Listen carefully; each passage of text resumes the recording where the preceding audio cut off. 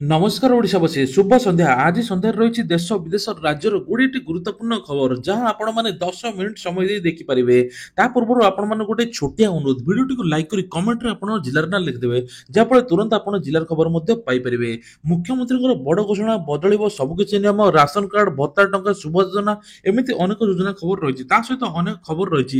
চালন্তু খবর উপরে নজর পকাইবা কোন রয়েছে আজ সন্ধ্যার গুরুত্বপূর্ণ খবর।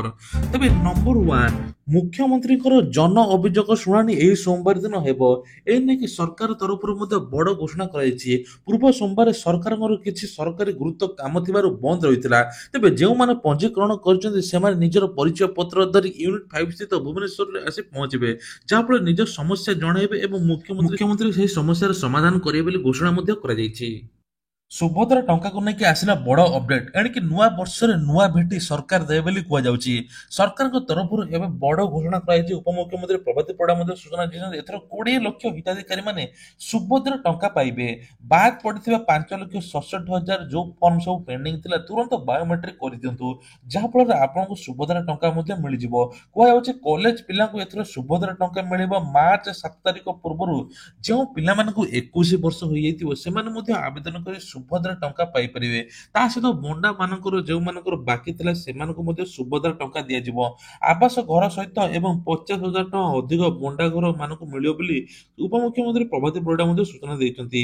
ଯେଉଁମାନଙ୍କୁ ଜାନୁଆରୀ ମାସରେ ସୁଭଦ୍ରା ଟଙ୍କା ମିଳିପାରିବ ନାହିଁ ସେମାନଙ୍କୁ ଏକା ସାଙ୍ଗରେ ମାର୍ଚ୍ଚ 8 ତାରିଖରେ ପ୍ରଥମ କିସ୍ତି ଦ୍ୱିତୀୟ କିସ୍ତି ମିଳିବ 10,000 ଟଙ୍କା ବୋଲି କୁହାଯାଉଛି। ତେବେ କୁହାଯାଉଛି ଜାନୁଆରୀ ମାସରେ କୋଟିଏ ହିତାଧିକାରୀ ମାନେ ସୁଭଦ୍ରା ଟଙ୍କା ପାଇଯାଇଥିବେ। ଆଉ କୋଟିଏରେ ଯେଉଁ ମହିଳା ପହଞ୍ଚିବେ ତାଙ୍କୁ ଉପମୁଖ୍ୟମନ୍ତ୍ରୀ ନିଜେ ପୁରସ୍କୃତ କରିବେ ବୋଲି ମଧ୍ୟ ଘୋଷଣା କରାଯାଇଛି। ସୁଭଦ୍ରା ଯୋଜନାରେ କେହି ଯେମିତି ବଞ୍ଚିତ ରହିବେ ନାହିଁ, ସମସ୍ତେ ସୁରୁଖୁରୁରେ ସୁଭଦ୍ରା ଟଙ୍କା ପାଇବେ ସେ ନେଇ ଯୋଜନା ଚଲେଇଛନ୍ତି ସରକାର। ପ୍ରତିଟି ବ୍ଲକ ପ୍ରତିଟି ଗାଁରେ ମଧ୍ୟ ସର୍ଭେ ଚାଲିଛି ଆଉ କେଉଁମାନେ ଯୋଗ୍ୟ ସମସ୍ତଙ୍କୁ ବଛା ହଉଛି। ତା ସହିତ ମଧ୍ୟ ସମସ୍ତଙ୍କୁ ଆବେଦନ କରିବା ପାଇଁ କୁହାଯାଉଛି। ତେବେ କୁହାଯାଉଛି ଏବେ ଜାନୁଆରୀ ମାସରେ 20 ଲକ୍ଷ ହିତାଧିକାରୀଙ୍କୁ ସୁଭଦ୍ରା ଟଙ୍କା ମିଳିବ। ରାସନ କାର୍ଡକୁ ନେଇ ଆସିଲା ବଡ ଖବର। ରାସନ ସହିତ ନଗଦ 1,000 ଟଙ୍କା ଦେବେ କେନ୍ଦ୍ର ସରକାର। ଏ ନେଇ କେନ୍ଦ୍ର ସରକାରଙ୍କ ତରଫରୁ ମଧ୍ୟ ବଡ ନୂଆ ବର୍ଷ ଭେଟି। ଯେଉଁମାନେ ରାସନ କାର୍ଡରେ ଏପର୍ଯ୍ୟନ୍ତ ଇ କେୱାଇସି କରିନାହାନ୍ତି ତୁରନ୍ତ କରିଦେବା ପାଇଁ ସରକାରଙ୍କ ତରଫରୁ ମଧ୍ୟ ଅନୁରୋଧ କରାଯାଇଛି। ତେବେ କୁହାଯାଉଛି ଟୋଟାଲ ଦେଶରେ 6 କୋଟି ଲୋକଙ୍କର ରାସନ କାର୍ଡ ରବ୍ଦ ହୋଇଛି। ତାଙ୍କ ଭିତରୁ ଭୂତ ହିତାଧିକାରୀ ଏବଂ ମୃତ ବ୍ୟକ୍ତିଙ୍କର ରାସନ କାର୍ଡ ଥିଲା ଯାହା ସବୁ ଚାଉଳ ଗରିବ ଲୋକଙ୍କର ଖାଉଥିଲେ। ତେବେ କୁହାଯାଉଛି ଯେ ଏଥର ରାସନ କାର୍ଡରେ ନୂଆ ନିୟମ ଆସୁଛି। ରାସନ କାର୍ଡ ଆପଣଙ୍କର ଥିଲେ ମିଳିବ 1,000 ଟଙ୍କା। ଏନେଇ ସରକାର ତରଫରୁ ମଧ୍ୟ ବଡ ଘୋଷଣା। ତା ସହିତ ରାସନ କାର୍ଡରେ ଓଡିଶାରେ ଗହମ ମିଳିବ। ଅନ୍ୟ ରାଜ୍ୟମାନଙ୍କର ରାସନ କାର୍ଡରେ 9 ପ୍ରକାର ଜିନିଷ ମିଳୁଛି। ତେଲ ଡାଲି ଲୁଣ ଡିଏସଏଲ ଠୁ ଆରମ୍ଭ କରି ମିଳୁଛି। ତେଣୁ ଓଡିଶାରେ ମଧ୍ୟ ବିଧାନସଭାରେ ଉଠିଥିଲା ଯଦି ରାସନ କାର୍ଡରେ ବିଭିନ୍ନ ପ୍ରକାର ଜିନିଷ ମିଳିବ ତାହେଲେ ଗରିବ ମାନେ ଉପକୃତ ହେବେ। କାରଣ ଆଜିକା ବଜାର ଦର ସ୍ଥିତିରେ ଯୋଉ ଭଳିଆ ଆକାଶ ଛୁଆଁ ସବୁ ଦର ବଢୁଛି ସେ ନେଇକି ଗରିବ ଲୋକ ହଇରାଣ ହେଉଛନ୍ତି।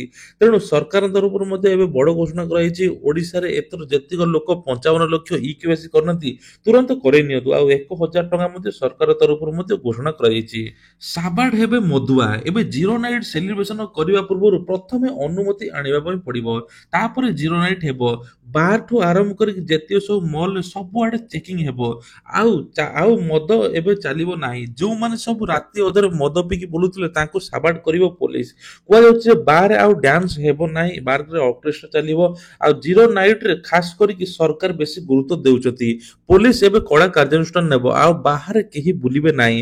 ଆଉ ତୁରନ୍ତ ଆପଣମାନେ ଯେଉଁଠି ଜିରୋ ନାଇଟ୍ ସେଲିବ୍ରେସନ କରୁଛନ୍ତି ପ୍ରଥମେ ଅନୁମତି ଆଣିବେ, ତାପରେ ଜିରୋ ନାଇଟ୍ ସେଲିବ୍ରେସନ କରିବେ ବୋଲି କୁହାଯାଉଛି। ସେବେ ସାଇବର କ୍ରାଇମକୁ ରୋକିବା ପାଇଁ ସରକାର ଆଣିଲେ ନୂଆ ପଦକ୍ଷେପ। ରୋକିବ କଲର ଟ୍ୟୁନ୍। ଏବେ ସବୁ ନେଟୱାର୍କରେ ଗୋଟିଏ କଲର ଟ୍ୟୁନ୍ ବାଜୁଛି। ସାଇବର ଲୁଟେରାକୁ ନେଇ କଲର ଟ୍ୟୁନ୍ ବାଜୁଛି। ଯଦି ସାଇବର ଲୁଟେରା ଆପଣ ଶିକାର ହୋଇଛନ୍ତି ବା ଆଗକୁ କିଛି ମେସେଜ ଆସୁଛି ଲିଙ୍କ ଆସୁଛି ତୁରନ୍ତ 1930 କୁ କଲ୍ କରନ୍ତୁ ବୋଲି ଏଇ ଟାଇପର କିଛି କଲର ଟ୍ୟୁନ୍ ବାଜୁଛି।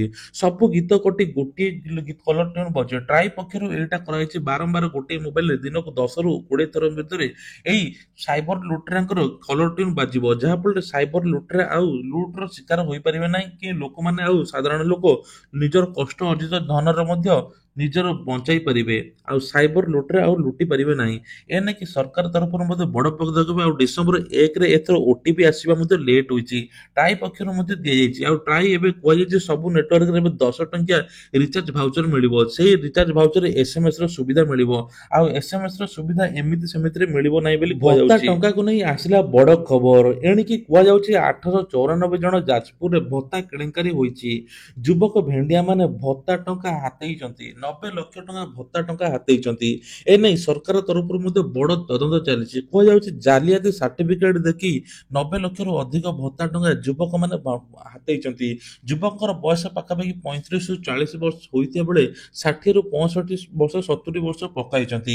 କିଭଳି କଲେ ସେ ନେଇକି ମଧ୍ୟ ଉଠିଛି ପ୍ରଶ୍ନ। କୁହାଯାଉଛି ପୂର୍ବ ସରକାରଙ୍କର ଶାସନରେ ସେହି ସମୟରେ ଏଇ ଭେଣ୍ଡିଆମାନେ ଭତ୍ତା ଟଙ୍କା ହାତେଇଥିଲେ ଆଉ ସରକାର ମୁତାବକ ବିଜେପି ସରକାର ଆସିଲା ପରେ 6 ମାସ ଭିତରେ ନିଜର ପ୍ରତିଶ୍ରୁତି ମୁତାବକ ସବୁ କିଛି କରିଛି। ଆଉ କୁହାଯାଉଛି ଭତ୍ତା ଟଙ୍କା ମଧ୍ୟ ନିଜ ପ୍ରତିଶ୍ରୁତି ମୁତାବକ ଜାନୁଆରୀ ମାସରେ ମିଳିବା ପାଇଁ ଯାଉଛି। ଯେଉଁମାନଙ୍କର 80 ବର୍ଷରୁ ଉପରକୁ ତାଙ୍କୁ 3,500 ଟଙ୍କା ସରକାର ଯୋଗାଇ ଦେବେ ବୋଲି କୁହାଯାଉଛି। ସରକାର ପ୍ରତିଶ୍ରୁତି ମୁତାବକ ସବୁ କିଛି କରୁଛନ୍ତି। ଏଥର ଭତ୍ତା ଟଙ୍କା ମଧ୍ୟ ଗରିବ ହିତାଧିକାରୀଙ୍କୁ ମିଳିବ। ଏବେ ପୁରୁଣା ଗାଡି ବିକ୍ରି ଉପରେ ଲାଗିବ 18% ଜିଏସଟି। ତେବେ ପୁରୁଣା ଗାଡି ପେଟ୍ରୋଲ ସିଏନଜି ଏବଂ ଇଲେକ୍ଟ୍ରିକ ଭେହିକିଲ ଉପରେ 18% ଜିଏସଟି ଲାଗିବ, ଯାହାଫଳରେ ସାଧାରଣ ବର୍ଗ ଲୋକମାନେ ଆଶ୍ଚର୍ଯ୍ୟ ମଧ୍ୟ ହେଉଛନ୍ତି। ତେବେ ଜଣେ ପୁରୁଣା ଗାଡିଟେ କିଣିଲେ ମଧ୍ୟ 18% ଜିଏସଟି ଦେଇ କିଣିବ ବୋଲି କୁହାଯାଉଛି ବା ବିକ୍ରି ଉପରେ ମଧ୍ୟ ଲାଗିବ ବୋଲି କୁହାଯାଉଛି। ନୂଆ ବର୍ଷରୁ ସବୁ କିଛି ଦର ବଢୁଛି ଆଉ ଗୋଟେ ମଧ୍ୟ ବଡ ଖବର ଆସି ଯାହା ଗ୍ରାହକଙ୍କୁ ଝଟକା ମଧ୍ୟ ଲାଗିଛି। ବିଜୁଳି ଟେନସନ, ବିଜୁଳି ରେଟ୍ ବଢିବ ବୋଲି କୁହାଯାଉଛି। ନୂଆ ବର୍ଷରେ ନୂଆ ନୂଆ କିଛି ବଢୁଛି ବୋଲି କୁହାଯାଉଛି। ଗ୍ୟାସ ଦର, ତେଲ ଦର, ସୁନା ଦରଠୁ ଆରମ୍ଭ କରିକି ବିଭିନ୍ନ ପ୍ରକାର ଦର ମଧ୍ୟ ବଢିଲାଣି। ତା ସହିତ ଏବେ ନୂଆ ବର୍ଷରେ ବିଜୁଳି ଟେନସନ ସାଧାରଣ ପରିବାରକୁ ଏବେ କୁହାଯାଉଛି ଯେ ପ୍ରତି ୟୁନିଟ ପିଛା 54 ପଇସା ବଢିବ ବୋଲି କୁହାଯାଉଛି। ଏ ନେଇ ବିଭିନ୍ନ ମହଲରୁ ମଧ୍ୟ ପ୍ରଶ୍ନ ଉଠିଛି। ସବୁ ଦର ବଢିଲା ପରେ ଏବେ ସାଧାରଣ ପରିବାର ଉପରେ ସିଧା ପ୍ରଭାବ ପକାଉଛି। ନୂଆ ବର୍ଷରେ ସରକାରଙ୍କର ବଡ଼ ଭେଟି। ଏଣିକି ଓଡ଼ିଶାରେ ମିଳିବ 3 କୋଟି ଲୋକଙ୍କୁ ଆୟୁଷ୍ମାନ କାର୍ଡ। ତେବେ ଆୟୁଷ୍ମାନ କାର୍ଡ, ଜନ ଆରୋଗ୍ୟ କାର୍ଡ ଏବେ 2ଟି କାର୍ଡ ଓଡ଼ିଶାବାସୀଙ୍କୁ ମିଳିବ। ପାଖାପାଖି 3ରୁ 3.5 କୋଟି ଲୋକ ଉପକୃତ ହେବେ ବୋଲି କୁହାଯାଉଛି। କୁହାଯାଉଛି ଯେ ଏଥର ପୁରୁଷଙ୍କ ପାଇଁ 5 ଲକ୍ଷ ସ୍ୱାସ୍ଥ୍ୟ ବୀମା ଏବଂ ମହିଳାଙ୍କ ପାଇଁ 10 ଲକ୍ଷ ସ୍ୱାସ୍ଥ୍ୟ ବୀମା ରହିଛି। ପୂର୍ବ କାର୍ଡରେ 957 ହସ୍ପିଟାଲରେ ଚିକିତ୍ସିତ ହେଉଥିଲା, କିନ୍ତୁ ଏହି କାର୍ଡରେ ସାରା ଦେଶରେ 27,000ରୁ ଅଧିକ ମେଡିକାଲରେ ଚିକିତ୍ସିତ ହୋଇପାରିବେ, ଯାହାଫଳରେ ଗୋଟେ ରୋଗୀ ଆରାମସେ ଚିକିତ୍ସା ହୋଇପାରିବ। ତେଣୁ ମୁଖ୍ୟମନ୍ତ୍ରୀଙ୍କର ବଡ଼ ଘୋଷଣା, ଡିସେମ୍ବର 31 ତାରିଖରେ ବଡ଼ ଭେଟି ସରକାରଙ୍କ ତରଫରୁ। ଏଥର ସ୍କୁଲ ପିଲାଙ୍କୁ ମିଳିବ 5,000 ଟଙ୍କା। ସମସ୍ତ ସ୍କୁଲ ଛାତ୍ରଛାତ୍ରୀଙ୍କୁ ମିଳିବ 5,000 ଟଙ୍କା। ଏ ନେଇକି 3.5 ଲକ୍ଷରୁ ଅଧିକ ଜନଜାତି ଅନୁସୂଚିତ ଜାତିକୁ ମାଧୋ ସିଂ ଯୋଜନା ନାଁରେ 5,000 ଟଙ୍କା ଯୋଗାଇ ଦେବେ ସରକାର। ଛାତ୍ରଛାତ୍ରୀଙ୍କ ଉନ୍ନତି ନିମନ୍ତେ ସରକାର 5,000 ଟଙ୍କା ଯୋଗାଇ ଦେବେ ବୋଲି ଘୋଷଣା ମଧ୍ୟ କରିଛନ୍ତି। ତା ସହିତ ଏସଏଚଜି ମହିଳାଙ୍କୁ ଏଥର ଋଣ ଛାଡ଼। ପୂର୍ବ ସରକାର ଯେତିକି ସବୁ ଋଣ ନେଇଥିଲେ ଋଣର ସୁଧ ଛାଡ଼ ବୋଲି ସରକାର ଘୋଷଣା କରିଛନ୍ତି। ଏନେଇ 227 କୋଟି ଟଙ୍କା ମଧ୍ୟ ବ୍ୟୟବରାଦ ହୋଇଛି। ମୁଖ୍ୟମନ୍ତ୍ରୀଙ୍କ ନୂଆ ଘୋଷଣା, ବଡ଼ ବଡ଼ ଯୋଜନା ମଧ୍ୟ ନୂଆ ବର୍ଷରେ ଆସୁଛି। ମହିଳାଙ୍କୁ ସ୍ୱାବଲମ୍ବୀ କରିବା, ଚାଷୀଙ୍କ ଦିଗରେ ବିଭିନ୍ନ ପ୍ରକାର ସରକାର ଯୋଜନା ମଧ୍ୟ ଆଣୁଛନ୍ତି। ତେବେ ଆଉ ଗୋଟେ ବଡ଼ ଖବର, ଏଣିକି ଅଶ୍ଳୀଳତା ଆଉ ଚାଲିବ ନାହିଁ। ବିଭିନ୍ନ ଓଟିଟି ପ୍ଲାଟଫର୍ମ ବ୍ୟାନ୍ କରିଛନ୍ତି ସରକାର। ଏନେଇ ସରକାର ତରଫରୁ ମଧ୍ୟ ବଡ଼ ଘୋଷଣା କୁହାଯାଉଛି। 2019-2021 ନିୟମ ଅନୁଯାୟୀ ଅଶ୍ଳୀଳତା ଲେଖା ଏବଂ ଅଶ୍ଳୀଳତା ଭିଡିଓ ଆଉ ଚାଲିବ ନାହିଁ। ଏନେଇ 18ଟି ଓଟିଟି ପ୍ଲାଟଫର୍ମ ବନ୍ଦ କରାଯାଇଛି। କେନ୍ଦ୍ର ସରକାରଙ୍କ ତରଫରୁ ମଧ୍ୟ ବଡ଼ ଘୋଷଣା। ରାଜ୍ୟରେ ଲଗାତାର 3 ଦିନ ବର୍ଷା ହେବା ଫଳରେ ଜନଜୀବନ ହନ୍ତସନ୍ତ ହୋଇଯାଇଛି। ଅଦିନିଆ ବର୍ଷା ଶୀତ ଦିନେ ଚାଷୀମାନଙ୍କୁ ବେଶ ପ୍ରଭାବ ପକାଉଛି। କୁହାଯାଉଛି ଯେ 27 ତାରିଖ ପର୍ଯ୍ୟନ୍ତ ମଧ୍ୟ ବର୍ଷା ହେବ।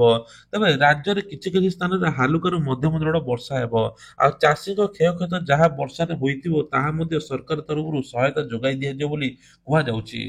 ରାଜ୍ୟରେ ମାତିଛନ୍ତି ଆଖି ତଡ଼ା ଗ୍ୟାଙ୍ଗ। ତେବେ କୁହାଯାଉଛି ଜଣେ ବୃଦ୍ଧକୁ ଲିଫ୍ଟ ଜରିଆରେ ନିଶା ଦେଇ ଆଖି ତାଡ଼ି ଦେଇଛନ୍ତି, ଯାହା ସବୁଠାରୁ ହଇଚଇ ସୃଷ୍ଟି କରିଛି।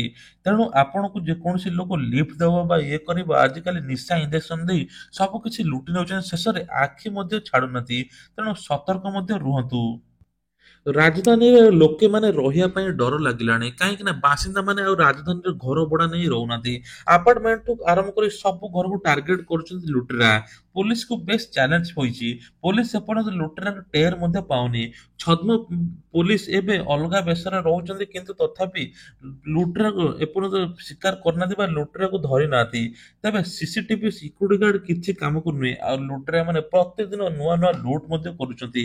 କିଛି ଦିନ ତଳେ ପାହାଳରେ କରିଥିଲେ, ଆଉ କିଛି ଦିନ ତଳେ ସୁନ୍ଦରପଦାରେ କରିଥିଲେ, ଆଉ ଏବେ ମଧ୍ୟ ମିଳିଛି ଆମର ବମିଖାଲ ଏବଂ ରସୁଲଗଡରେ ମଧ୍ୟ। ତେବେ ପ୍ରତିଦିନ କିଛି ନା କିଛି ଗୋଟେ ଗୋଟେ ଏରିଆରେ ଲୁଟ ହଉଛି, ଯାହା ଲୋକଙ୍କୁ ଏବଂ ରାଜଧାନୀ ବାସୀକୁ ମଧ୍ୟ ଡରାଇ ଦେଉଛି। ତେବେ ଶ୍ରୀମନ୍ଦିରରେ ନୂଆ ବର୍ଷରେ ବ୍ୟାପକ ଧାଡି। ଏବେ କୁହାଯାଉଛି ଯେ ଶ୍ରୀମନ୍ଦିରରେ ପୁରୁଷଙ୍କ ପାଇଁ ଅଲଗା, ମହିଳାଙ୍କ ପାଇଁ ଅଲଗା, ଛୋଟ ପିଲା ଏବଂ ଦିବ୍ୟାଙ୍ଗ ପାଇଁ ଅଲଗା ଅଲଗା ଧାଡି ହେବ, ଯାହାଫଳରେ ସିଂହ ଦ୍ୱାର ପଟେ ପଶି ଏବଂ ତିନି ଦ୍ୱାର ପଟେ ବାହାରିବେ, ପ୍ରସ୍ଥାନ କରିବେ ବୋଲି କୁହାଯାଉଛି। ଏ ନେଇକି ଜିଲ୍ଲା ପ୍ରଶାସନ ମଧ୍ୟ ସୂଚନା ଦେଇଛି। ରାସ୍ତାରୁ ହଟିବେ ଉଠା ଦୋକାନୀ, ଏ ନେଇକି ମେୟର ମଧ୍ୟ ସୂଚନା ଦେଇଛନ୍ତି। ଯୋଉମାନେ ବିଏମସି ବା ଯୋଉମାନେ ରେଜିଷ୍ଟ୍ରେସନ ନ କରିଥିବେ, ସେହି ଉଠା ଦୋକାନୀକୁ ଉଠାଯିବ, ଯାହାଫଳରେ ଭେଣ୍ଡିଂ ଜୋନ୍ ହେବ। ଭେଣ୍ଡିଂ ଜୋନରେ ବସିପାରିବେ, ଆଉ ସ୍ଥାୟୀ ଦୋକାନୀ ଭାବେ ବସିବେ। ବାରମ୍ବାର ହୋଟେଲ ସତ୍ତ୍ୱେ ମଧ୍ୟ ବାରମ୍ବାର ଦୋକାନୀ ପକାଉଛନ୍ତି। ଏଥର ଫାଇନାଲି ରାସ୍ତାରୁ ଉଠିବେ ଉଠା ଦୋକାନୀ ବୋଲି ମେୟର ସୁଲୋଚନା ଦାସ କହିଛନ୍ତି। ତେବେ ପ୍ରବାସୀ ଭାରତୀୟ ଦିବସରେ ଏଥର ବିଭିନ୍ନ ଶିଳ୍ପପତିଠୁ ଆରମ୍ଭ କରି ସମସ୍ତେ ଯୋଗ ଦେବେ, ଯାହାଫଳରେ ମେନ୍ ଲକ୍ଷ୍ୟ ହେଲା ଓଡ଼ିଶାରୁ ଦାଦନ ହଟେଇବା। ଏ ନେଇ ସରକାର ମଧ୍ୟ ଚିନ୍ତା କରୁଛନ୍ତି, କାରଣ ଓଡ଼ିଶାରୁ ବାହାରକୁ ଦାଦନ ଖଟିବା ପାଇଁ ଲକ୍ଷ ଲକ୍ଷ ଲୋକ ଯାଉଛନ୍ତି, ଯାହାଫଳରେ ସେଇଠି ମଧ୍ୟ ତାଙ୍କର ମୃତ୍ୟୁ ହୋଇଯାଉଛି। ସରକାର ସହାୟତା ମଧ୍ୟ ପାଇପାରୁନାହାନ୍ତି। ସରକାର ଏବେ ଚିନ୍ତା କରୁଛନ୍ତି ଓଡ଼ିଶାକୁ ଉନ୍ନତି କରିବା, ଓଡ଼ିଶାକୁ ନିଯୁକ୍ତି ଦେବା ଏବଂ ଓଡ଼ିଶାରେ ବିଭିନ୍ନ ପ୍ରକାର ପ୍ରକଳ୍ପ କରିବା। ବିଭିନ୍ନ ପ୍ରକାର ପ୍ରକଳ୍ପ ହେଲେ ନିଯୁକ୍ତି ବାହାରିବ, ଯାହାଫଳରେ ଆଉ ଦାଦନ ଖଟିବା ପାଇଁ ବାହାରକୁ ଯିବେ ନାହିଁ। ଓଡ଼ିଶାରେ ରହିକି ନିଜ ପରିବାର ପାଇଁ ପେଟ ପୋଷି ପାରିବେ ଏବଂ ବିଭିନ୍ନ ପ୍ରକାର ଲାଭ ମଧ୍ୟ ପାଇପାରିବେ, ଯାହାଫଳରେ ଓଡ଼ିଶାର ମଧ୍ୟ ଉନ୍ନତି ହେବ। ସରକାର ଏ ଦିଗରେ ମଧ୍ୟ ବହୁତ ଚିନ୍ତା କରୁଛନ୍ତି। ତା ସହିତ କେନ୍ଦ୍ର ସରକାରଙ୍କ ସହିତ ମଧ୍ୟ ଆଲୋଚନା ହୋଇଛି। ବିଭିନ୍ନ ଶିଳ୍ପପତି ମଧ୍ୟ ଏଥର ଓଡ଼ିଶାରେ ମଧ୍ୟ ଇନଭେଷ୍ଟମେଣ୍ଟ କରିବେ ବୋଲି କୁହାଯାଉଛି। ଇ ଶ୍ରମ କାର୍ଡ ପାଇଁ ଏବେ ଖୁସି ଖବର, ଯେଉଁମାନଙ୍କର ଇ ଶ୍ରମ କାର୍ଡ ଅଛି ସରକାର ତାଙ୍କୁ ରାସନ କାର୍ଡ ଯୋଗାଇ ଦେବେ ବୋଲି କୁହାଯାଉଛି। ଯେଉଁମାନଙ୍କର ଇ ଶ୍ରମ କାର୍ଡ ଅଛି ବା ପଞ୍ଜୀକରଣ ହୋଇଛି, ସରକାର ତାଙ୍କୁ ନୂଆ ରାସନ କାର୍ଡ ଯୋଗାଇ ଦେବେ। ଆପଣଙ୍କୁ ଆଉ ଆବେଦନ କରିବା ପାଇଁ ପଡିବ ନାହିଁ ବୋଲି କୁହାଯାଉଛି। ତେବେ ଇ ଶ୍ରମ କାର୍ଡରେ 1 ଲକ୍ଷ ପର୍ଯ୍ୟନ୍ତ ସହାୟତା ମଧ୍ୟ ସରକାର ଦେବେ। ଏନେକି ବଡ ଘୋଷଣା। ଏଥର ସରକାର ତରଫରୁ ମଧ୍ୟ ବଡ ଘୋଷଣା। ପଞ୍ଚମ ଅଷ୍ଟମରେ ଫେଲ ହେଲେ ଏଥର ଫେଲ, ସେହି କ୍ଲାସରେ ବସି ପଢିବେ ଛାତ୍ରଛାତ୍ରୀ। କୁହାଯାଉଛି ପଞ୍ଚମ ଅଷ୍ଟମରେ ଯଦି ଫେଲ ହେବେ, ପୂର୍ବରୁ ଆଗ କ୍ଲାସକୁ ପଳାଉଥିଲେ, କିନ୍ତୁ ସରକାରଙ୍କ ତରଫରୁ ବଡ ଘୋଷଣା। ଏଥର ଏଇ ଜାଗାରେ ଫେଲ ହେଲେ ପିଲାମାନେ ସେହି କ୍ଲାସରେ ପାଠ ପଢିବେ। ତେବେ ଧାନକୁ ନେଇକି ସରକାର ଏବେ ନୂଆ ଯୋଜନା କରିଛନ୍ତି, ଚାଷୀମାନଙ୍କ ପାଇଁ ମଧ୍ୟ ଉପକୃତ ହେବେ। ଧାନର ମାନ କମ ଥିଲେ ମଧ୍ୟ, ଓଦା ଥିଲେ ମଧ୍ୟ ସରକାର କିଣିବେ। ଚାଷୀମାନଙ୍କୁ ସହାୟତା ପାଇଁ ସରକାର ବିଭିନ୍ନ ପ୍ରକାର ଯୋଜନା କରୁଛନ୍ତି। ତା ସହିତ ବର୍ଷା ଅଦିନିଆ ଯୋଗୁଁ ଚାଷୀମାନେ ବହୁତ ହଇରାଣ ହେଉଛନ୍ତି। ଚାଷୀମାନଙ୍କୁ ଧାନ ନିମ୍ନମାନର ଥିଲେ ମଧ୍ୟ ସରକାର କିଣିବେ ବୋଲି କୁହାଯାଉଛି। ଆଉ ଚାଷୀମାନଙ୍କ ପାଇଁ ଏବେ ଆଉ ଗୋଟେ ବଡ ଖୁସି ଖବର, ଚାଷୀମାନଙ୍କୁ ଏବେ 19ତମ କିସ୍ତି ଫେବୃଆରୀ 9 ତାରିଖରେ ମିଳିବା ପାଇଁ ଯାଉଛି।